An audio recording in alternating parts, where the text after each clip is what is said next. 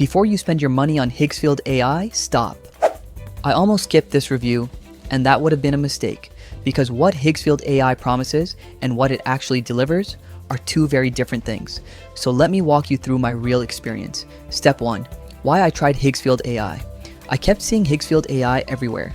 High quality AI visuals, cinematic results, big claims, big hype. So I did what most people won't, I tested it properly.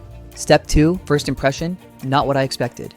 The interface looks clean, no confusion, no learning curve. At first glance, it feels premium, which made me think the results would match. That's where reality kicked in. Step 3, using Higgsfield AI. I ran multiple prompts, realistic shots, cinematic styles, creative visuals. Some outputs looked genuinely impressive, others felt unfinished.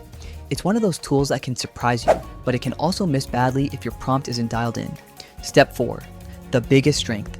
Higgsfield AI shines when you want fast, good-looking visuals without overthinking. For thumbnails, concepts, quick visuals, it does the job. But this is important. It's not a set it and forget it tool. Step 5, the honest downsides. Results aren't consistent. You'll burn credits experimenting. Not ideal if you want full creative control. This isn't beginner magic. It rewards people who already understand prompts. Final verdict. So, should you get Higgsfield AI?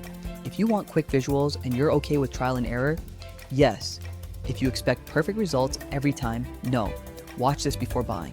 Because Higgsfield AI isn't bad, it's just not for everyone.